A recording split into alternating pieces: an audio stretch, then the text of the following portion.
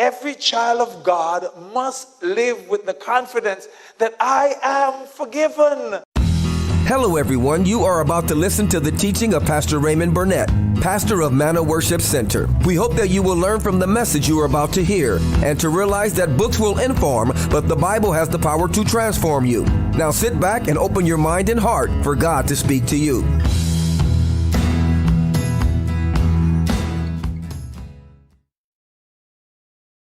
Raymond Burnett, pastor of Manna Worship Centre, and our church is in Toronto.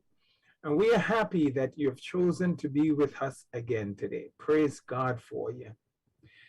We've been on a journey with Abraham for quite some time, and today I believe it's the conclusion of that journey. We are going to repeat some things we've said, maybe a number of things we've said, to kind of keep it all together in one flow. And then we're going to expand a little bit more to the applications to our own lives of this wonderful, powerful man that was called Abraham. We thank God for that. I want to kind of bring you to a place in Abraham's life when he had births in his life. He shared that part of it. And he had deaths in his life. He had a prosperity in his life. He had moving around kind of experiences. In fact, I was looking through a map just this past couple of days ago, and I was tracing where Abram came from in Haran, and he went over and he came down to Shechem and all the way down. He even made a trip to Egypt. That was quite a journey, not flying, but riding maybe camels or donkey, and many people had to walk. So they would have had to make many pit stops, I call them, to make sure they have a bio break and they have other things, sleep over tents and whatever else they may have. The tents wouldn't be like what we know of, because back then we didn't have the type of material that we will normally use to do that. But in spite of that, this is a very powerful man that demonstrated trusting and having faith in God is really what this whole life is all about. Faith is what it's all about, because we walk by faith and not by sight, what we can see, especially the things that are around us. So we're going to go through three main points, and then there's going to be a bit of a summary at the end with several other points. So kind of let's get started. The thoughts that's connected to the death of Sarah. The last time we met, we mentioned that she had died, and we also mentioned that she started out when she was about 65 years old, and she died when she was 127 years. What happened to her prior to that time, we do not know.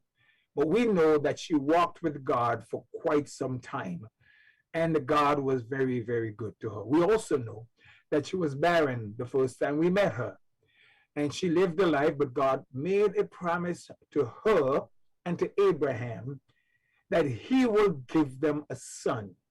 So for many years, she lived without having a child. We also know of a surrogate motherhood program that Hagar got involved with and gave birth to Ishmael. But we're not going to spend any time there. But the point I'm trying to get you to understand is she tried to see if she can help along in the process of God fulfilling his promise to her and Abraham by asking Hagar to be the surrogate mother for her. It was a cultural thing. It was part of their custom. So it was a part of what her thinking patterns were. So before we are quick to judge people or to establish what happened then, as if it should be repeated now, we need to keep that in our minds and make sure we have a proper balance of how to interpret the Bible, but more so, how to make the necessary applications. So Abram, we know, when she died at 127, he negotiated a piece of land with the sons of Heth. And the thing I like about that is the negotiation could have become short, but it became quite long, because the whole chapter of chapter 23 really dealt with him getting this piece of land, a whole chapter. Why? Because it was important for two main reasons. One is that he will own the first piece of land in the land of Canaan. God said, this is going to be your land, but he has to own it. The ownership started by buying a plot, a cave and a field for the burial of Sarah. They offered to give it to him, to give him permission to use it. He refused. He understood the value of ownership. And I think all of us need to remember ownership is better than renting. It is. It is better than renting in a lot of ways. But if you can't afford to buy, you may have to rent. But the point is, we should try to see if we can own something, whatever that may actually be.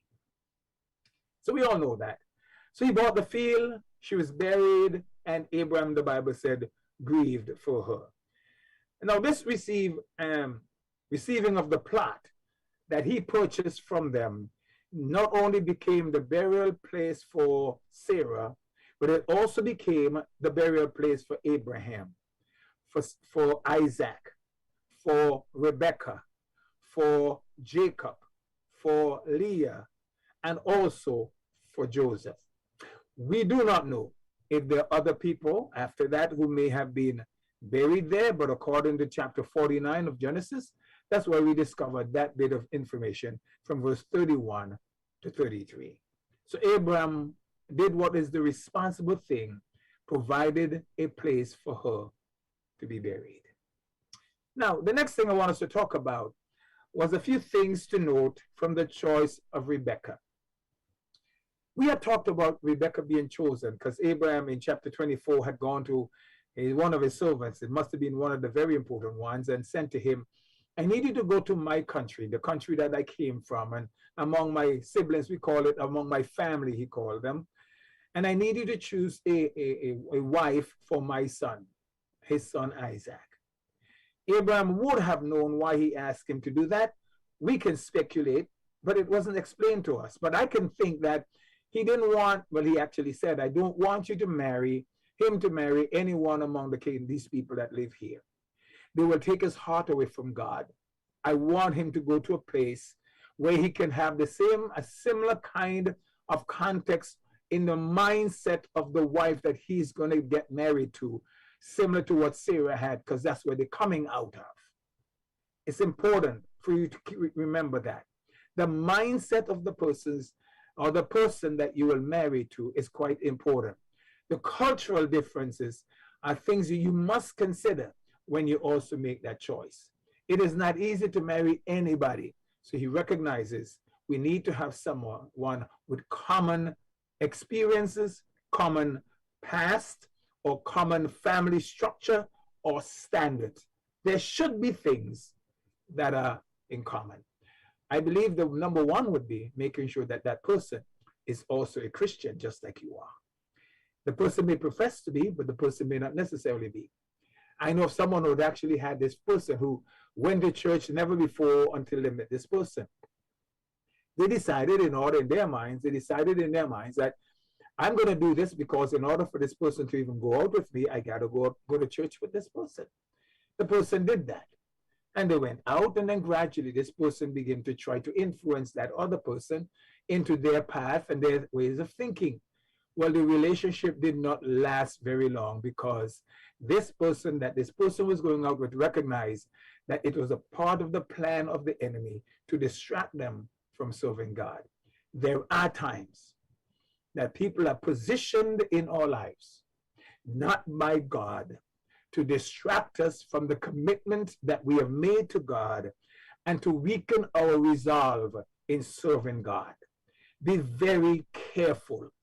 People can only pretend for so long, but not forever. Give them time to be revealed and for you to discover. I think many of us may have had experiences that didn't work out well because we did not give ourselves time to build a relationship. Well, that was just a free bit of thoughts because it came to my mind to share it with you. And that may very well belong to somebody who's actually listening to us today. Let's move forward. So Abram said, the servant, go and choose someone for my son. Well, we all know they had a commitment made and he rushed off to that part of the world. It would have taken quite some time to get there. He had camels and other stuff to bring along with him. He would have taken his servants with him. When they got there, he had a prayer. He prayed to God This is what I want you to do. And I think it's important for you to pray before you make a choice of who you want your life to be shared with. And now I know many of us pray certain prayers, and sometimes we pray the prayer because we've already made up our minds. And what we really need God to is blessing. God, let me be the choosing, because I have to do the living, and all I want you to do is do the blessing. Get it that? Lord, I would like to do the choosing, because I have to do the living. But what I want you to do, I just want you to do the blessing. It is not how God works. That's how many of us may think and walk. God says, no, let me be the one to choose. I know you have to do the living, but I will do the blessing. And many people have discovered that that is actually the best approach. Sometimes if people had known that years ago, they may have made different choices. But let's go on. And maybe you may be included in the statement I just made. Had you known, you would have probably not made a choice that you've made, not only in marriage or dating or maybe in a job, because you think this may be better than the one that God opened for you. But I need you and I to remember this. Let us be the one to do the praying. Wait on God to do the answering, and we will not regret, because God will bless that which he has approved. And that is the truth. Let's run. There's some other things keep in your mind. We all know who got buried there, and we all know he got there. But here's the part that I really like. When the servant got there, he prayed, and these people came out, these women came out to the well, because they normally gather water or collect water to bring back home. And then he met someone, he spoke to this person, and he spoke to Rebecca, and they had this conversation, and she was very receptive to what he was saying. You can read that whole story in chapter 24. And then after that, he realized that this person is willing to go along with him to meet her bosses, I call it, Abraham's son. Well, he eventually met the family. Well, I want you to remember this now. Abraham had a brother named Nahor. He also had one named Haran. Well, Nahor had a wife named Milcah. Both of them, now remember, this is Isaac's uncle, Uncle Nahor, and we call him Auntie Milcah. He had a son named Laban and a daughter named Rebecca. That means this is his first cousin. That's Isaac's first cousin. Okay? Now here's the other part that I enjoy reading about with this. So here was Haran and Milcah having Laban and Rebecca. When he finally met the family, they had the discussion and everything that's going on there. Rebecca agreed that she would go with him. The family got involved in the discussion, and I noticed something very strange and very fantastic. Then the mother, in fact, Laban and Rebecca had a discussion, but the mother and Laban had a conversation. The husband, who was Nahor, was not present in this part of the discussion as you read through chapter 24. And here's the part. Laban and the mother said to the servant, I know you want the girl to go, we're fine with that. Is it possible for you to allow her to stay for about 10 days with us, saying that she's going to be going with you? And he said, no. I need to get back in a hurry. I have a deadline to meet. I need to bring someone back to my boss or to the person that has sent me here. And I need his son to be married. So they said, okay, fine, we'll let you go. But the thing that I really, really like was just before they leave, Laban and the mother of Rebecca decided to pronounce a blessing on her. Genesis chapter 24.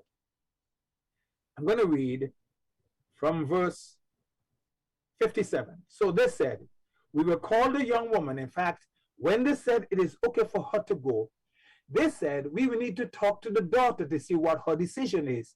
They included her in the choice and the movements that she will make hereafter. Listen to verse 55. But the brother and the mother said, let the young man stay with us a few days, at least 10. After that, she may go. And he said to them, do not hinder me, since the Lord has prospered my way. Send me away so that I may go to my master. So they said, we will call the young woman and ask her personally.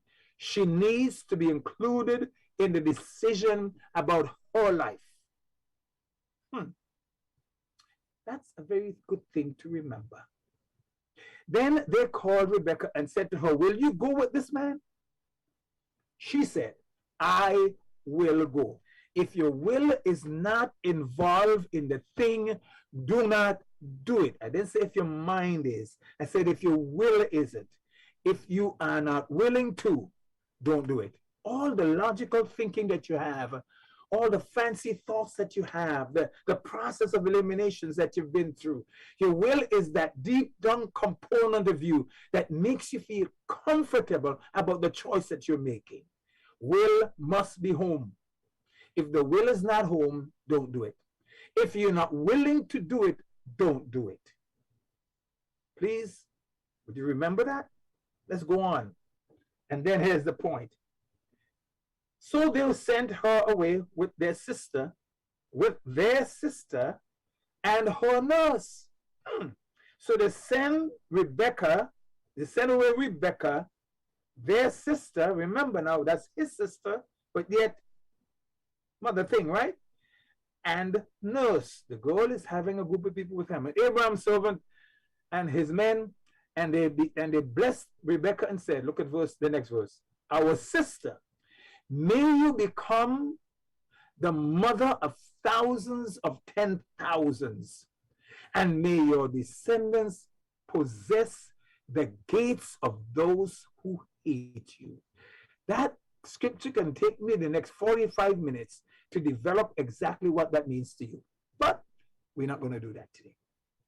They blessed her to multiply a family tree that is going to be humongous, but the gates of those who hate you, meaning that we will not allow the neighboring countries to control and manipulate and destroy us, because we will have victory over that.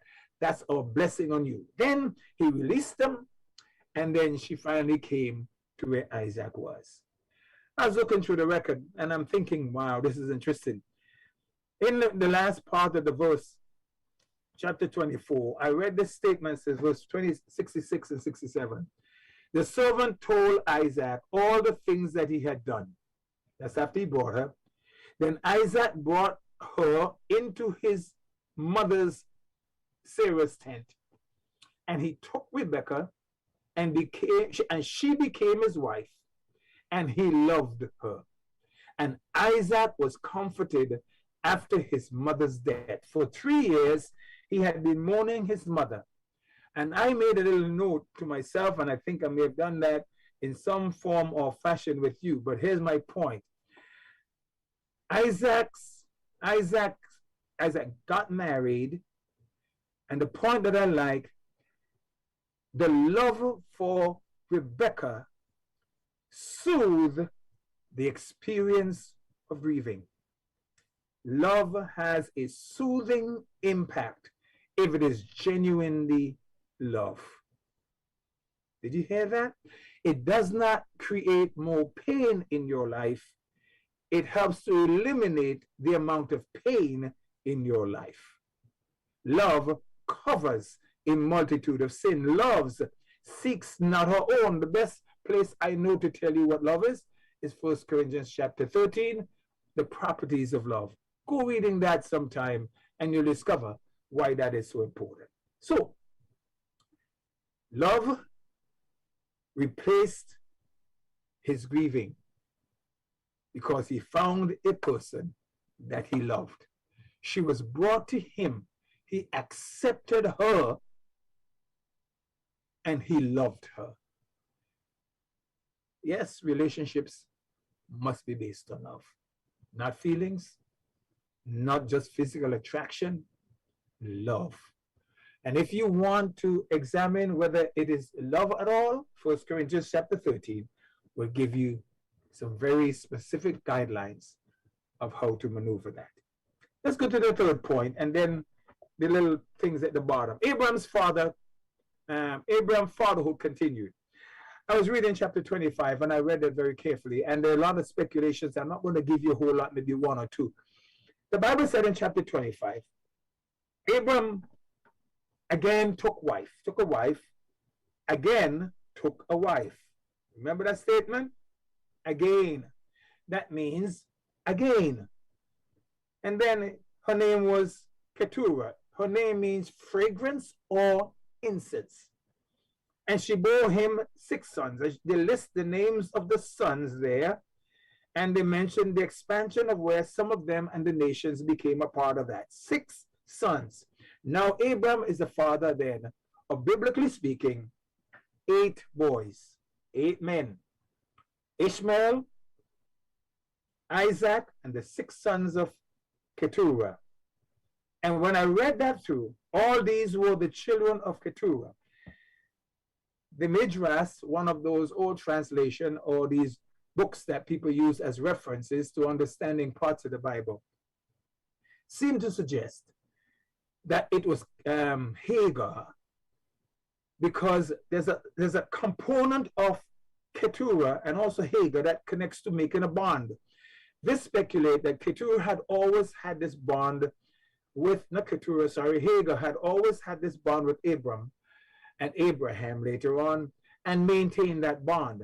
After Sarah died, it is believed that she became Keturah. She was renamed to reflect that bond and the fragrance or incense that she brings to his life, and gave him 6 more children.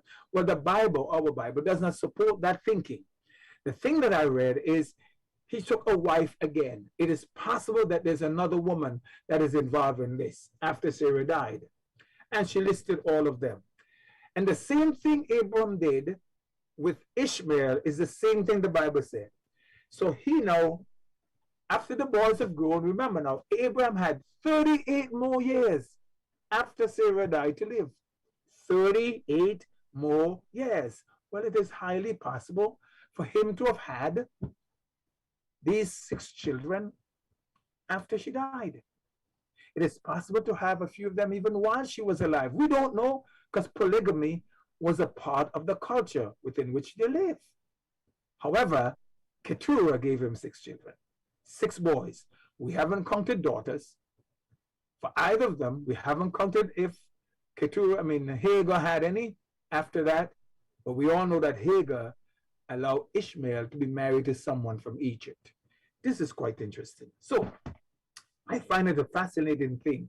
It would be great to make a movie out of Abraham in our way of thinking, even our 21st century right now.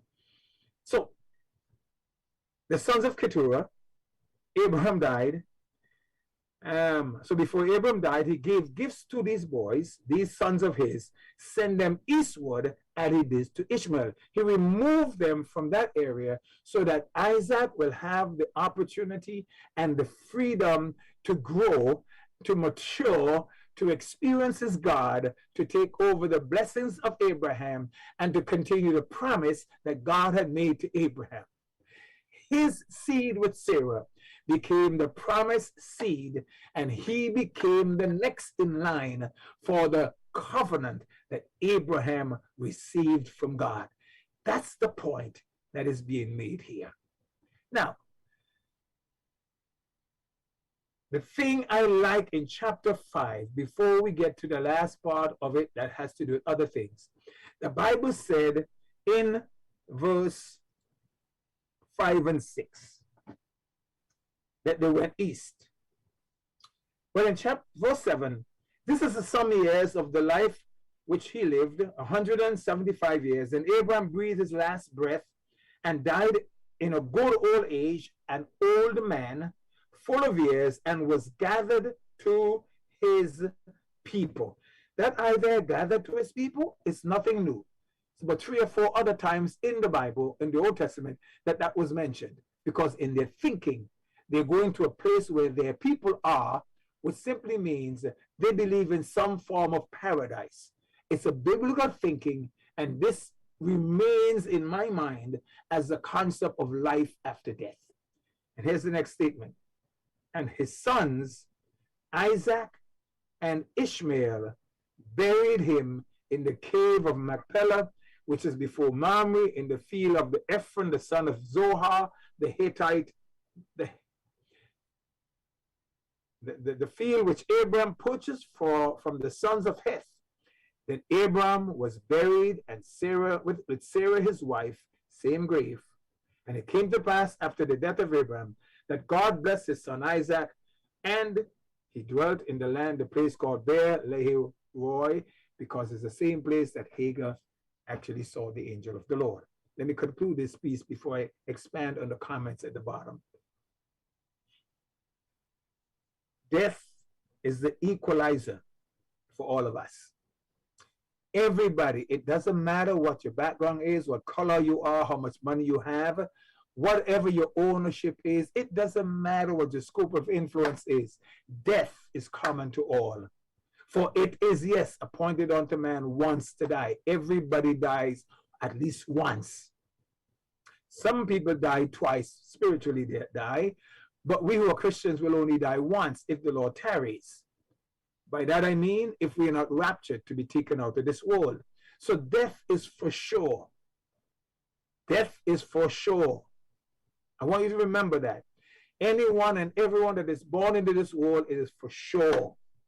I want you to remember that now, please. We're not here to turn stones, somebody said to me many years ago. So they buried him. They came together.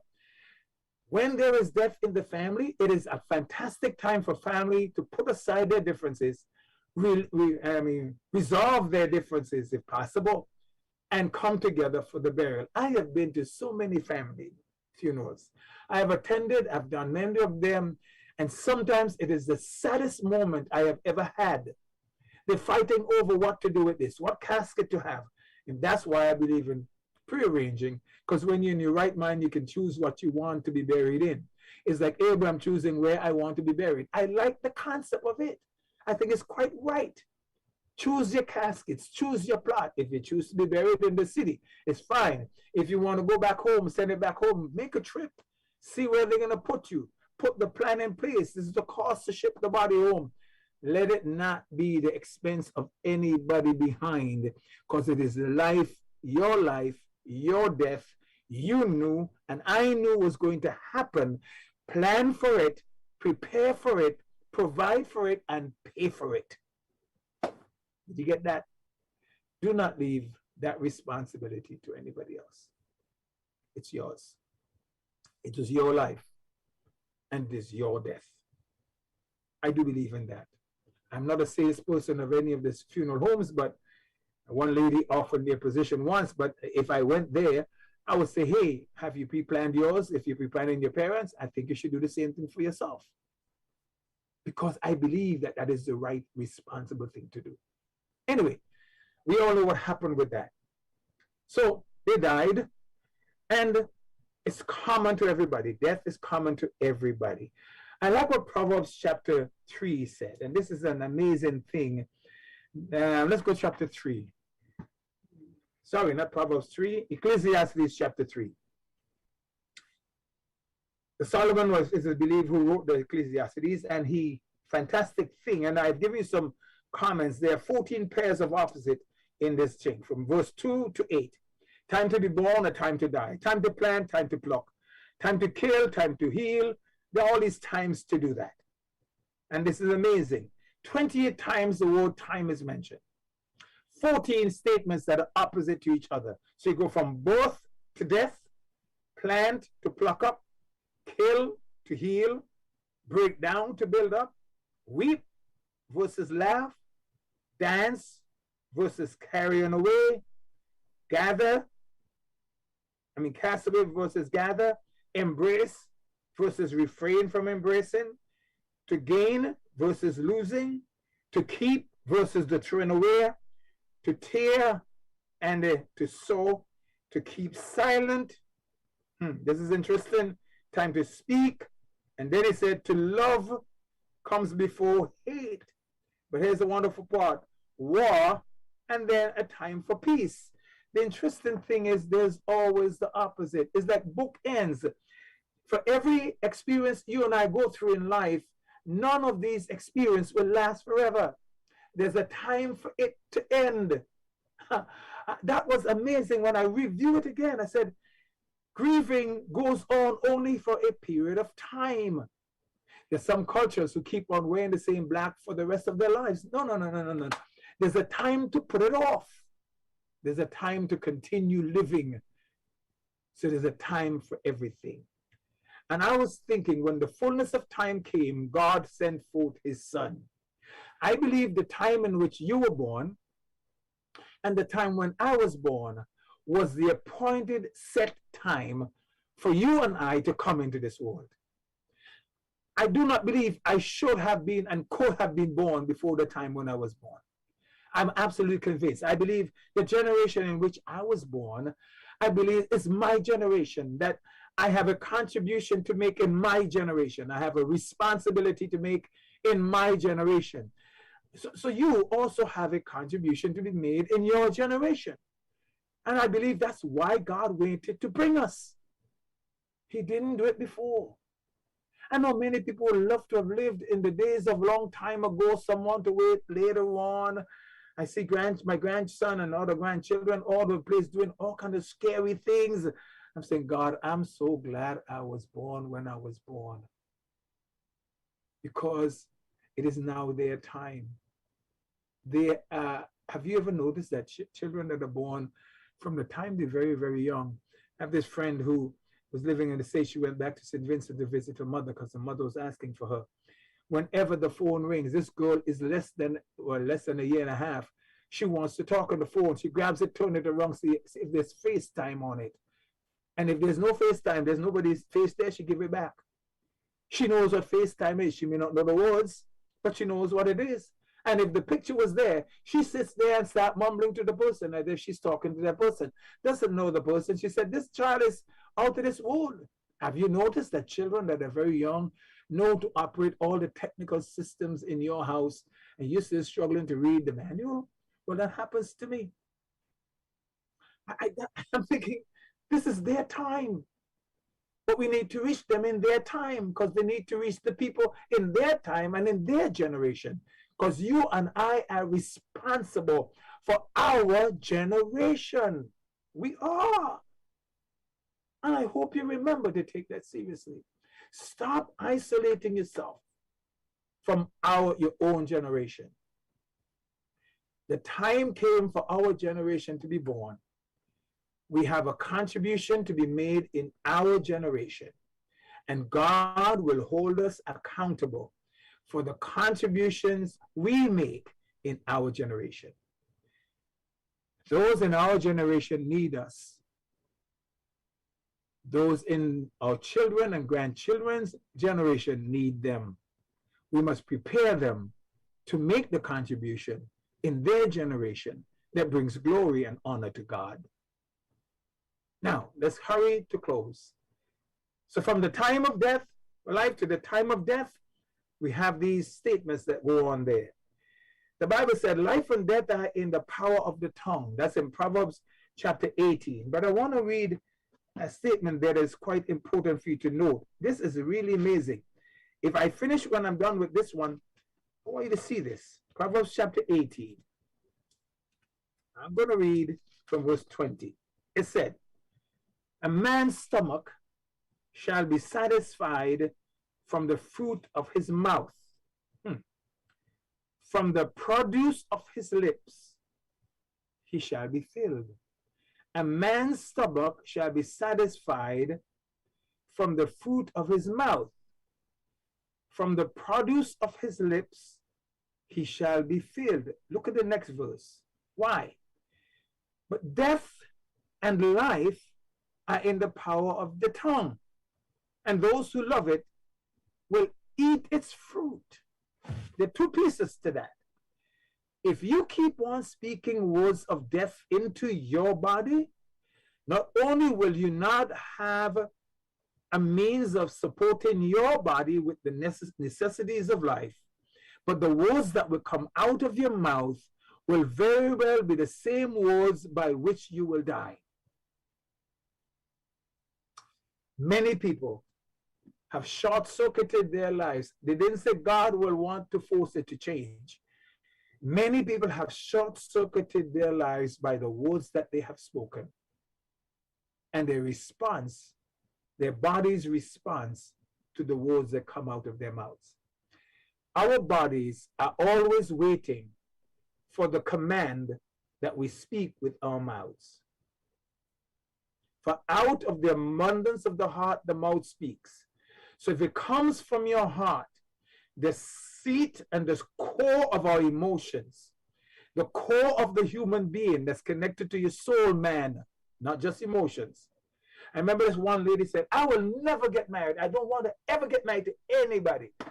Up until the time she died, she never did. She was engaged 3 or 4 times, and it never happened. It didn't happen because her attitude towards marriage was not very positive. In fact, she didn't think this was good for her because she had some bad examples, and I don't want to live in misery with any man. So she chose not to do that. Her siblings, all of them grew, had wonderful relationships, and they also had children. And she became very envious of her siblings' children. And before she died, she wished she had not said that, but she did not cancel those statements. You and I can reverse some of the things that we've said by beginning to speak positive, favorable statements in our lives. God, I'm so sorry that I cursed myself. I cursed my body. I cursed this. I am so sorry, and I want you to forgive me. That's the beginning point. I am sorry that I said I don't want to ever marry X, Y, Z, A, B, whatever it is. God, I am going to cancel that because the choice of that is not up to me. I want you to forgive me of that. I am sorry. Remember your list and go down the list. I am sorry, and I want you to forgive me. And I want to reverse that order. I want to give it back to whence it came. And as of this day, whatever you decide to bring into my life, I will accept it with grace. It doesn't matter what it is. I'll be thankful once I know it's from you. Saints of God, you can begin to change the future of your life by speaking those words of life back in your life, canceling the words of death. God has a way of canceling those things on your behalf. I believe it with all of my heart. I shall live and not die, declares the Lord. That's one prophet said. I shall live and not die to declare the glory of God. And even when you come close to dying and you don't believe your time is up, you can say, God, I'm not ready yet. I need to live. You can speak life into your body, but you can also speak death in your body. Be careful what you speak. In conclusion then, Christ, when he came to this earth, the Bible said in Galatians 4:4, in the fullness of time, in the right time. He could not have come before, and he couldn't come after. In the fullness of time, God sent forth his son, and he told us why. So let us live each day as it is the last day, with purpose, with meaning, with love, and with hope. Those are just samples of the things we can live each day. Begin to thank God every day for the favor of God, for the presence that is in our lives, for the power that is given to us, for the love that is in our hearts, for the hope that we look forward to, and begin to live an exciting, positive life, because the child of God has life, not just now, but abundant life and everlasting life. You and I can start living it now. We'll continue to live it on the other side after we are gone. May people remember us by the life we lived and the impact we've had on them based upon living our lives according to God's purpose and according to his plan in our lives. May this today, may these moments that we spend during these number of weeks become so positive in your life that you will never ever forget some of the things and the lessons that God has shared with us. And if you're not a believer, I'm going to encourage you to begin to trust God and ask Christ to forgive you of your sins and come into your life and cleanse you and make you his child. And he will do just that and commit your life in your generation to be the instrument of righteousness that God will use to impact their lives. Open your mouth and tell people when you have the chance that God, Jesus Christ, saved you, and he wants to do the same thing for them. Give them the chance to hear that from you, because there may be nobody else that will ever have the chance to tell them that. May God bless you. May God keep you. May God cause his face to shine upon you and be gracious unto you. May he lift up his countenance upon you and give you his peace, now and always. In Jesus' name, amen.